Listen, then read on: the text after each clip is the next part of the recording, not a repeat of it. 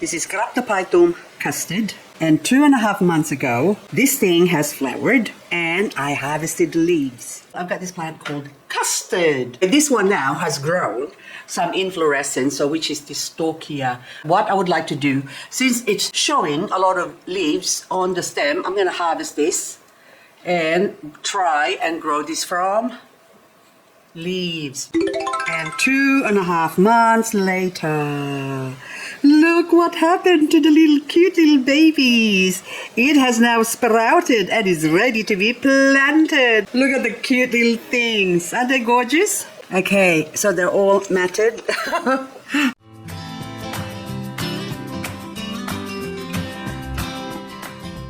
Hello, Lilacina Marble. You poor thing. Look what happened to you. About a week ago, I watered my garden when it was really, really hot. And that was only 37 degrees. And about 2 nights ago, I watered again. And of course, this is now the effect of what happened. So this one is sort of exposed to morning sun. So even in the morning sun, this Lilacina has been cooked. So you can see the trajectory of the damage from the sun, because on the other side of this plant, it's okay. Because this one has no direct exposure to the sun. And look, it's beautiful. My Crested Sempervivum Red Pacific is all cooked. Look at that. Ah, poor thing. Ah, look, it broke off. Oh my goodness. So it's just so dry. And this one is actually not directly exposed to the sun. It's sort of protected. It only experiences like a couple of hours of direct sunlight, like say in the afternoon. But that's what happens still. Everything else in here is good. So this is also a Jurong, God of Fire. And you are not on fire right now. You are actually dormant because of the heat. So Ionium don't like the heat. And this thing, I'm just worried that that's from the Sempervivum, nearly had a heart attack, because most of these plants, the Sempervivum is monocarpic. That means when it flowers like this, that will die. So I'm just going to leave it here to continue ripening the seeds. Hopefully it got fertilized and I can get some seeds. My poor camellia, look at that. Even that got cooked from the sun or the heat. It's just so dry. The air temperature, the humidity is non-existent. I think we've got 10% humidity and the rest is just dry. And of course this one needs to be cleaned up, because that one there that's already dead, what's your name? Blue Surprise. I'm surprised that this thing is still alive. With this one now, I need to clean this up. Okay, hang on, I'm just going to pull that out, okay? And what I'm going to do with this is, I'm going to quickly clean this up. Oh, look, by the way, I had some wasp in my garden, paper wasp, and of course, they're all dead now. But anyway, I got rid of the nest. Okay, but this one now, look how dry that is. So half of it, that part, is sort of still alive, but the other half of it is gone. And you can see that the plant already is trying to grow some roots. But what I'm going to do is chop this off down in the bottom here. Here we go.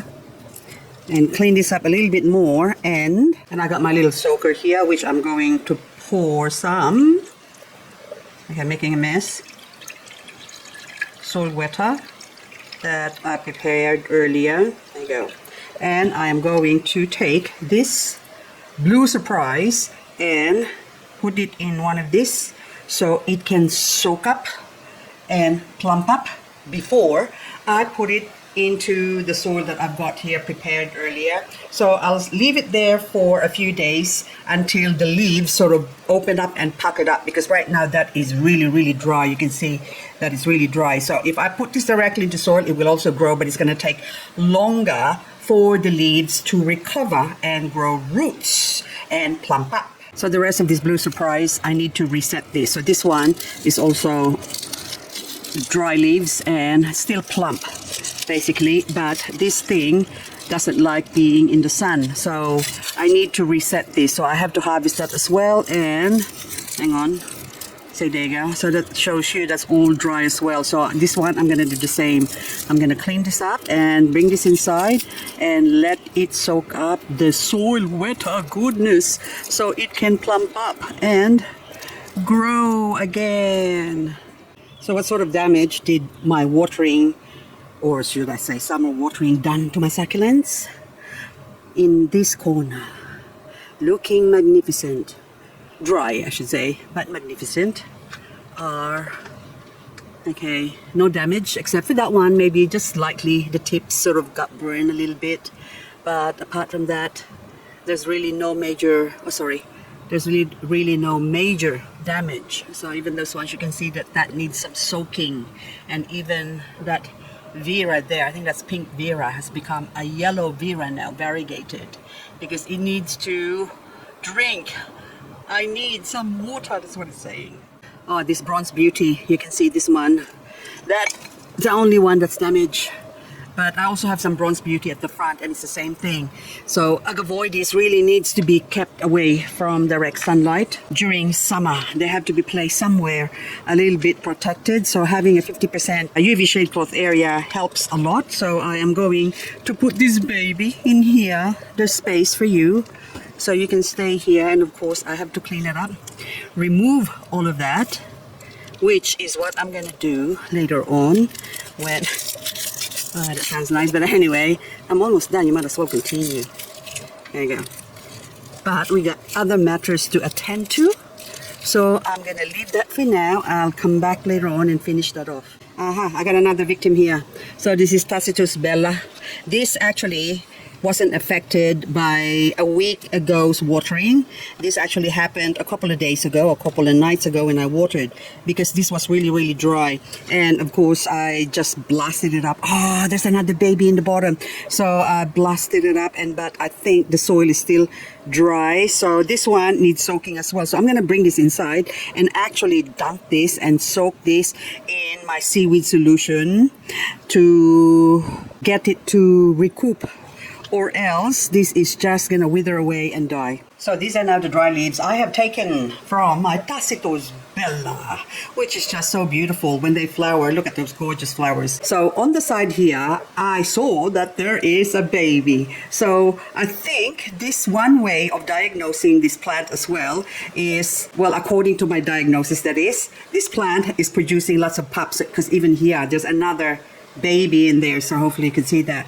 But on the opposite side, where the devastation happened mostly, are pups growing. So you can see those little babies in there. So this plant is going to produce at least a 1, 2, 3, 4 pups, basically, from what I can see, and probably more. And the reason why now it's hollowed out is because the leaves have rotted. This is also a plant's way of cannibalizing itself, or making the leaves rot, basically, to make way for these pups to grow on the side, or else they have nowhere to grow and they need sunlight to grow, but also they need space. So the soil is very dry, and therefore the plant or the leaves are quite soft still. So even though I drowned it the other night, still it's not enough moisture for the plants to take in to plump itself up. So here's now my little water bath that I'm gonna put them in, let that soak up all the water,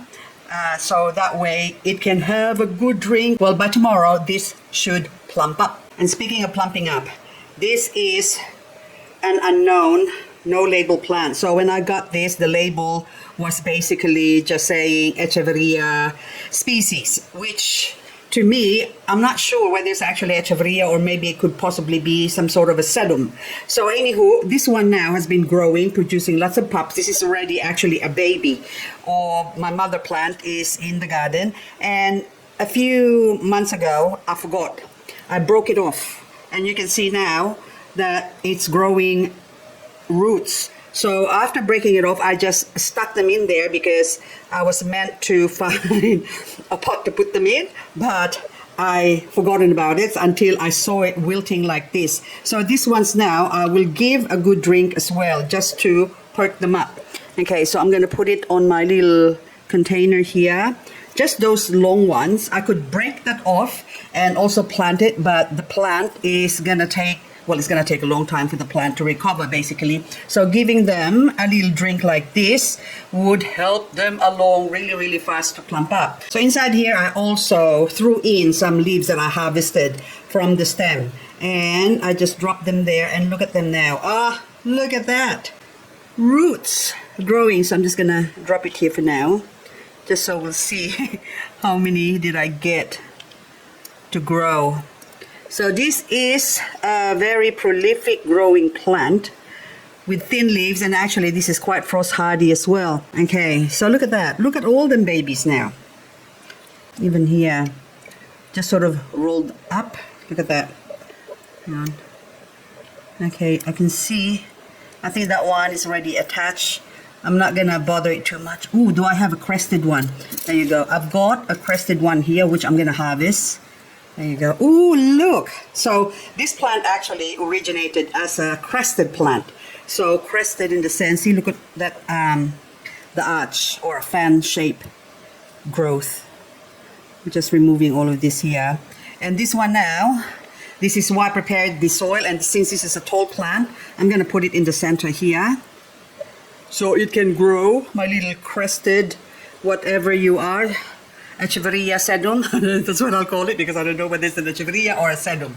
And the rest of the gang here, I will be scattering over here later on. Okay, inspection time. See what the damage is. I don't see that much damage in here. So they all look beautiful. So, oh my goodness, it's so hot. Oh, thank goodness the winds come up now, because it was a bit not so windy. Oh, it was really calm a while ago. Oh, there you go. So this is now one of my mother plants. What's your name? CJA Crest. So it was from a crested one. So that's actually also a baby now. And I still have another one behind me. I wonder if I have... Yep, see, these ones now are also growing. Okay. Roots, look at that. So I might need to harvest this and also put it in there. But the bigger version of this, I'll just see behind me. Oh, okay. Hello. What's your name? I don't know what you are. Pink trumpet. Oh, look. Look what happened to my pink trumpet. It's not very trumpety. Well, that one died, but the babies have grown into like a topsy-turvy look. Since it's a hybrid, look at that. It might have reverted, and it might still grow back into a trumpet as well. So I have to keep that hydrated, because this one, that easy. 2 days ago, I soaked all of this, and then now it's dry again. But otherwise, there's not too many damage. So that one's got a little bit of burning on the leaves, which reminds me now that this was burned a few days ago, almost 2 weeks ago maybe. So this one is agavoides something. I can't remember the label now. Is there? I think Caesar or something like that. Now you can see that that's been burned, and also that one that was burned, but this one's not too bad. But this one, you can see now that inside are new growth. So if we remove the old growth or the old dead growth, which is, I wonder if, okay, I just twist it. Yep. So you can see that, hang on. Okay, we go this side. So that way you can see what I'm doing. I'm just removing all the black leaves, and we leave the not black leaves. Okay, see, you can see that. So that opens it up and making way for the new growth to pop out. So this is my Echeveria Orion variegated. You can see that it's been damaged by the sun, but it's because this thing is already gone albino, and they are really highly sensitive to the sun. But on the side here, there was a baby there before, but that died. But now I can see another growth. There's a little pimple over there. Can you see that? So hopefully that will continue to grow. But for the meantime, this thing now, I'm not going to leave it out there. I'm going to put it somewhere a little bit protected. So let's go somewhere where we'll see if you will recover. So somewhere here, not too exposed to the sun. So this is still in my 50% UV shade cloth area.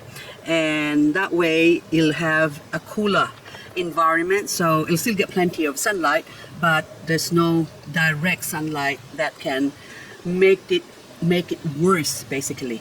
And also this one, this is the mother plant of my crested one. There you go. This is the original one, and you can see the way this is growing. That's actually interesting, isn't it? So it's a very stemmy plant, so maybe it's a sedum. But anyway, that's been sold to me as echeveria. So I'm guessing maybe it is some sort of echeveria, but who knows? A lot of my baby propagations are all looking well. No damage.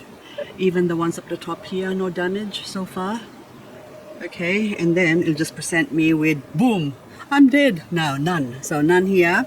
And of course, all the propagations are all good.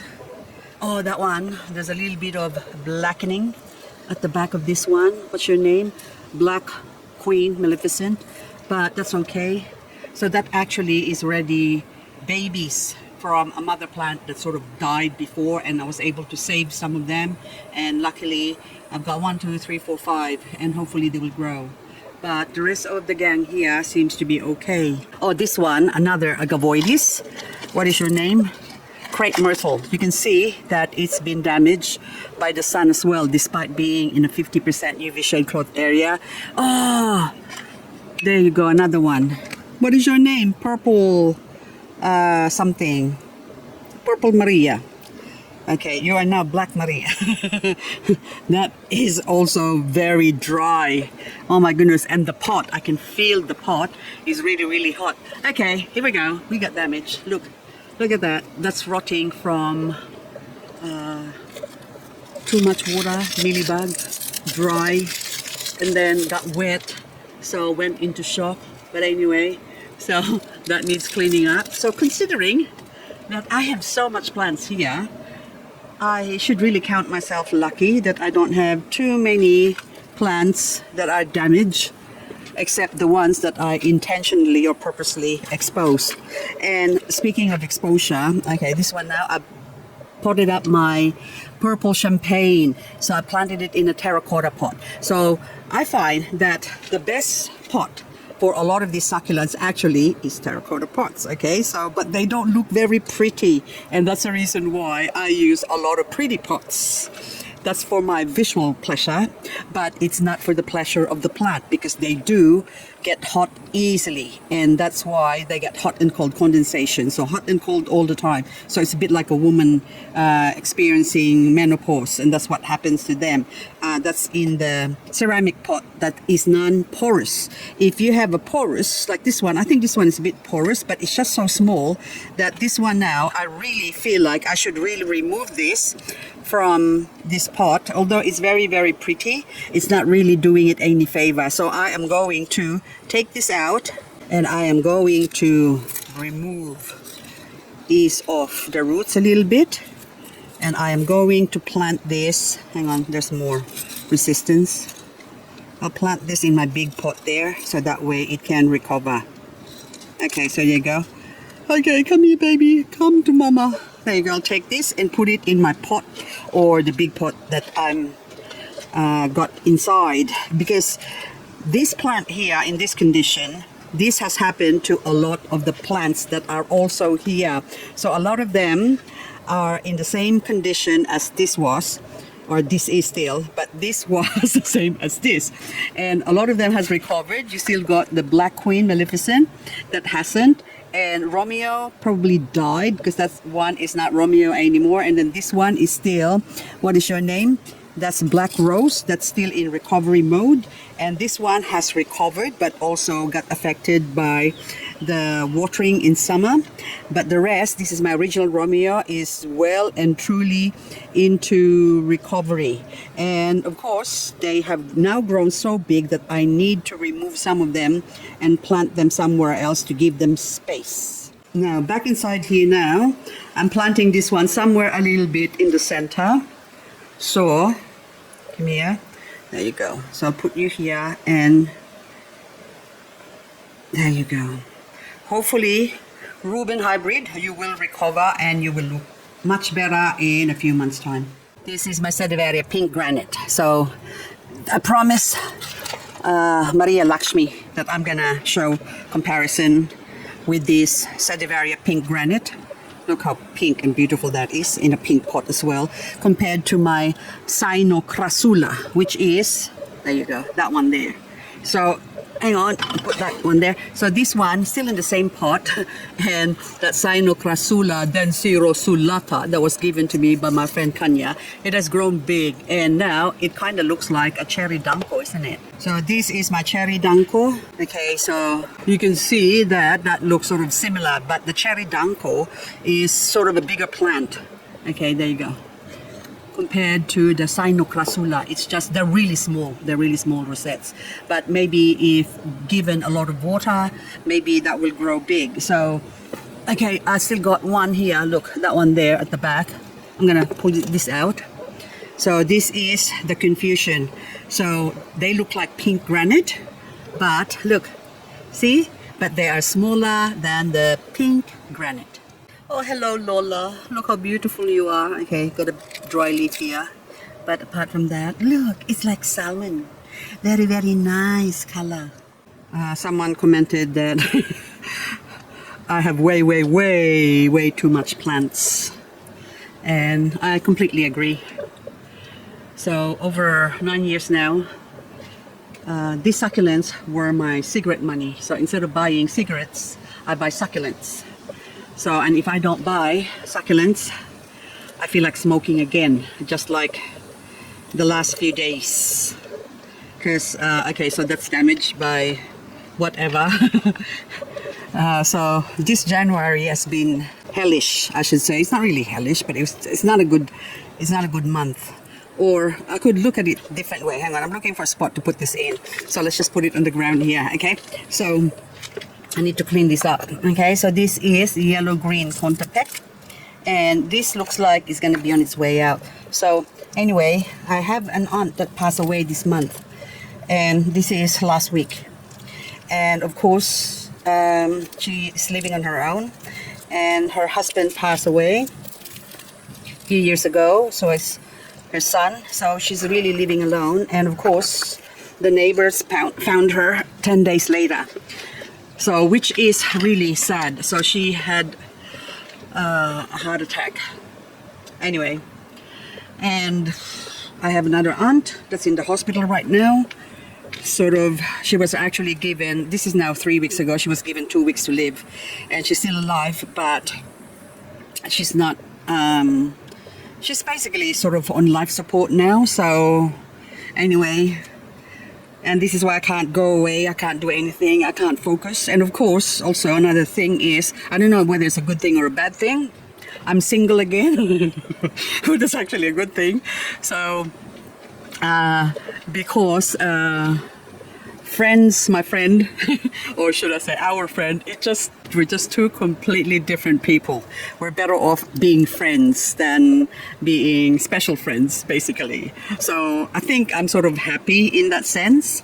But anyway, so I need to be alone for a while to contemplate on what's ahead. But at least that person, well, Andrew has helped me get over.